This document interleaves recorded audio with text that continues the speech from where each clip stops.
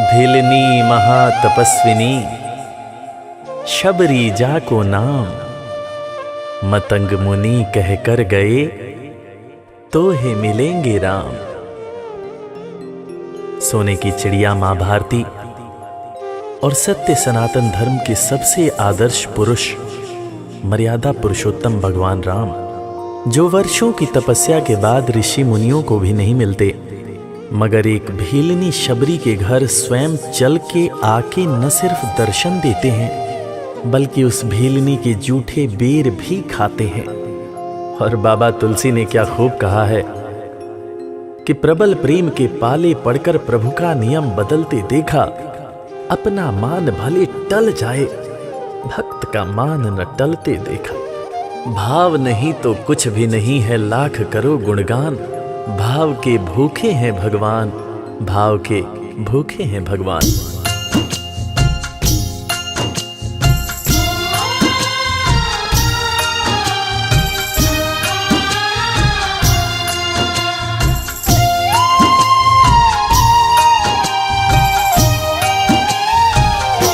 भाव के भूखे हैं भगवान, भाव के भूखे हैं भगवान, भाव के भूखे हैं भगवान, भाव के भूखे हैं भगवान। भाव नहीं तो कुछ भी नहीं है, भाव नहीं तो कुछ भी नहीं है, लाख करो गुणगान। भाव के भूखे हैं भगवान, भाव के भूखे हैं भगवान। भाव के भूखे हैं भगवान, भाव के भूखे हैं भगवान।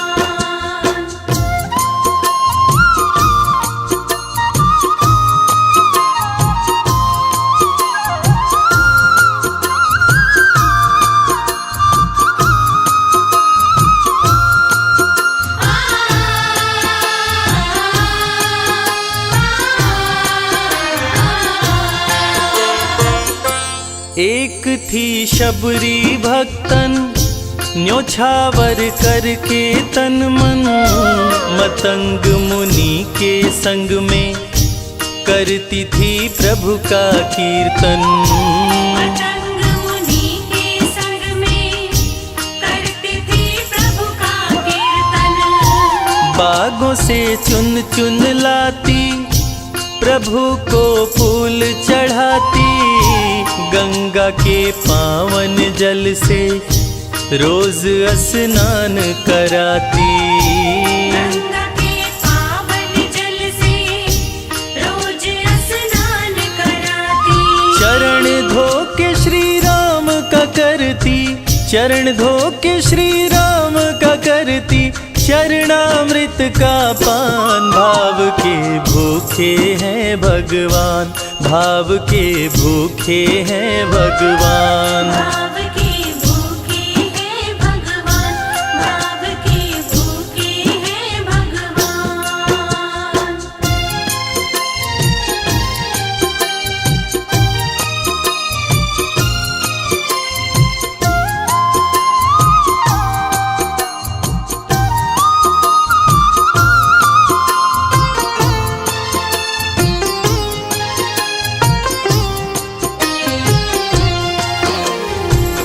धैर्य एक ऐसा प्रसाद है जो इंसान को महान बना देता है। मतंग मुनि मां शबरी से कह गए कि शबरी तेरे दरवाजे राम जरूर आएंगे, और शबरी ने 10,000 साल तक प्रतीक्षा किया। शबरी को देखने वाले न सिर्फ उसे पागल कहते थे बल्कि कहते थे, ये कौन दिखात कुटी मां नारी ते उतजाती है मूद भरी, छिन भीतर बाहर होत छिना सुख सो नहीं बैठत एक घड़ी, यही के तन में कछुपीर भई ये वियोगिन मानस माहि जरी, अब जान पड़ी रघुनाथ के प्रेम की मूर्ति रूप ये है शबरी।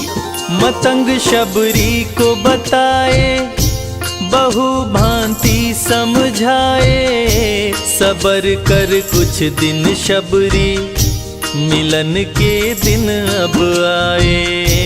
सबर कर कुछ दिन शबरी, मिलन के दिन अब आए। राम जी तुमसे मिलेंगे मेरी कुटिया में आकर, शबरी को धैर्य बंधा कर समाधि लिए गुरुवर।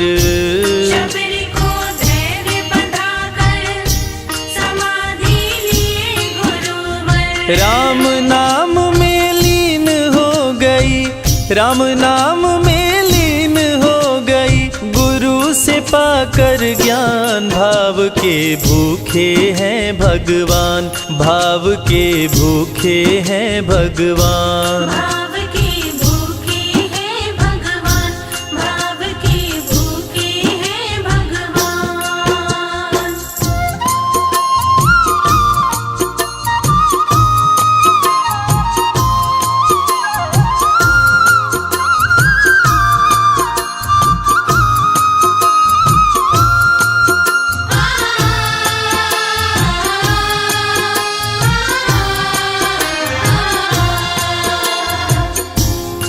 माँ शबरी के गुरु महामुनि मतंग जब अपने नश्वर शरीर का त्याग कर रहे थे, तब माँ शबरी ने उनसे पूछा, हे गुरुवर, मुझे मेरे राम कहाँ मिलेंगे? इस पर महामुनि मतंग ने शबरी को जवाब दिया कि शबरी, अरे दुनिया राम को ढूंढती है, मगर तू तो ऐसी खुशनसीब है कि तेरे दरवाजे राम स्वयं चलकर आएंगे।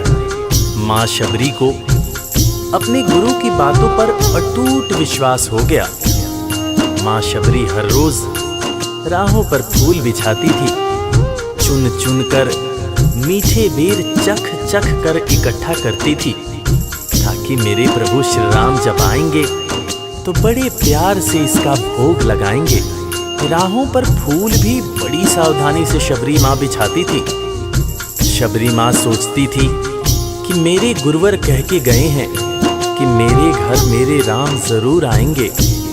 शबरी माँ राहों पर दूर दूर तक फूल बिछाती कि प्रभु श्री राम के पैर में कहीं कोई कांटा न चुभ जाए। राह पे फूल बिछाती, वो मीठे बेर को लाती, मेरे प्रभु राम आएंगे, नैनों में सपने सजाती।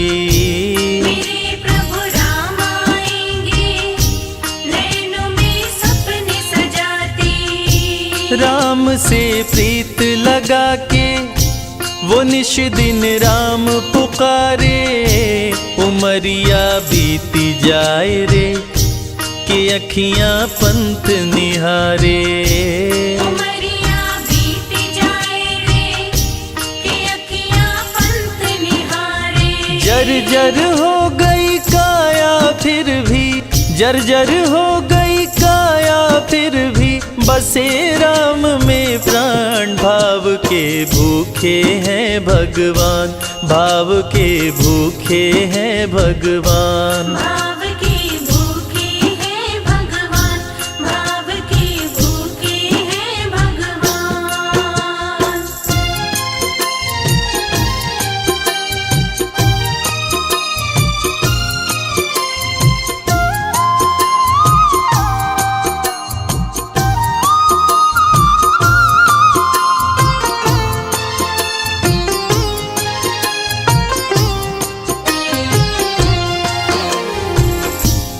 समय समय के साथ बीतता गया। माँ शबरी अब बूढ़ी हो गई।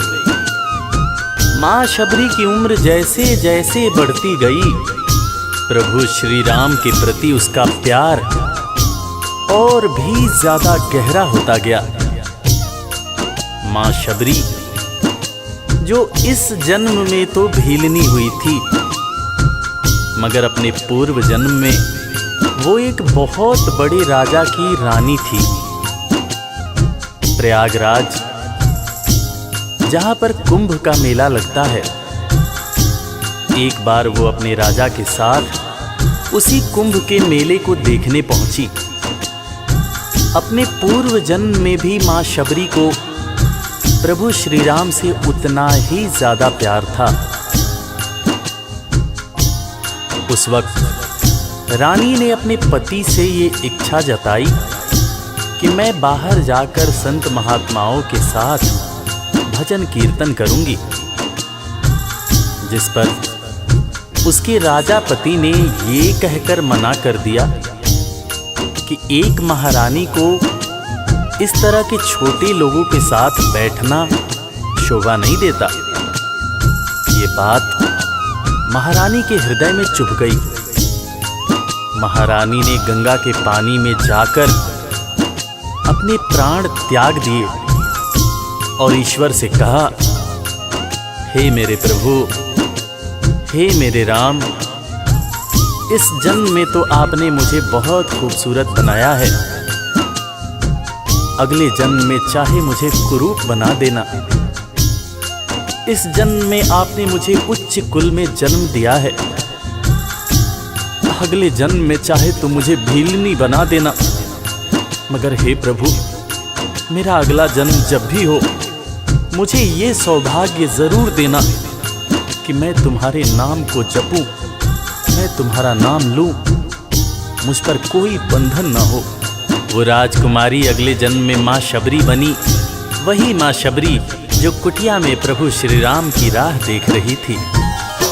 वो सुंदर आसन लगा के स्वच्छ कुटिया को सजा के राह आंचल से बुहारे प्रभु का ध्यान लगा के। राह आंचल से बुहारे प्रभु का ध्यान लगा के। और ना अब तड़पाओ राम मेरे, आ भी जाओ दरस बिन शबरी व्याकुल, राम मेरे दरस दिखाओ। दर्श बिन शबरी व्याकुल, राम मेरे दर्श दिखाओ। दरस की आस लगी मेरे प्रभु जी, दरस की आस लगी मेरे प्रभु जी, पूर्ण करो अरमान। भाव के भूखे हैं भगवान, भाव के भूखे हैं भगवान। भाव के भूखे हैं भगवान, भाव के भूखे हैं भगवान।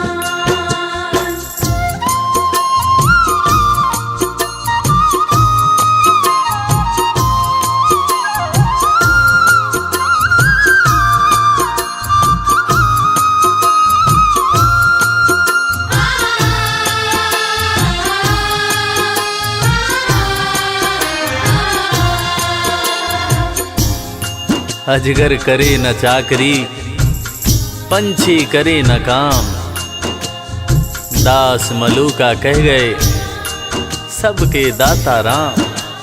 और हम सबके परम पूज्य बाबा तुलसीदास ने रामचरितमानस में भी कहा है, राम से बड़ा राम का नाम। और यही काम माता शबरी दिन रात कर रही थी। बस वो एक ही बात बार बार बोले जा रही थी कि मेरे राम आएंगे, मेरे राम आएंगे। वो हर वक्त हे राम बोलती रहती थी। प्रभु श्री राम जब अपने भाई लखन के साथ माता सीता की खोज में वन में दर दर भटक रहे थे तो उनके कानों में ये आवाज गूंजी। उन्होंने अपने भाई लखन से कहा, प्रिय अनुज, ध्यान से सुनो। मेरी एक माता है जो वर्षों से मेरी प्रतीक्षा कर रही है। मैं भी अपनी माता को देखने के लिए बहुत व्याकुल हो रहा हूं। चलो अनुज, माता शबरी की कुटिया में चलते हैं। प्रभु श्री राम माता शबरी की कुटिया में आते हैं। माता शबरी की नजर जब प्रभु श्री राम के ऊपर पड़ती है तो माता की आंखों से खुशियों के आंसू धारा प्रवाह बहने लगते हैं। माता शबरी रो रो के कहने लगती है, मेरे राम आप आ गए, मेरे राम आप आ गए। आंसू भरी आंखों से माँ शबरी प्रभु श्री राम और वीर लखन को देखे जा रही थी। दोनों हाथों को जोड़कर दौड़े दौड़े माँ शबरी ने प्रभु श्री राम के पैर पकड़ लिए और कहने लगी, मेरे राम, मैं तो 2 जन्मों से आपकी प्रतीक्षा कर रही थी। लोग मुझे पागल बुला रहे थे। मेरे गुरुदेव ने मुझसे कहा था कि शबरी, राम लक्ष्मण के साथ एक दिन तेरी कुटिया में जरूर आएंगे, जरूर आएंगे। राम संग लखन को आते, देखी प्रभु को मुस्काते, प्रभु के पास में आई, कुटिया से दौड़ लगाते। प्रभु के पास में आई, कुटिया से दौड़ लगाते। राम से मिलन हुआ जब, तो शबरी सुध बुध खो गई, प्रभु के पाँव पकड़ के भाव में विह्वल हो गई। प्रभु के पाँव पकड़ के भाव में विह्वल हो गई। खुशी के आंसुओं से पग धोए, खुशी के आंसुओं से पग धोए, भक्त न शबरी समान, भाव के भूखे हैं भगवान, भाव के भूखे हैं भगवान। भाव के भूखे हैं भगवान, भाव के भूखे हैं भगवान।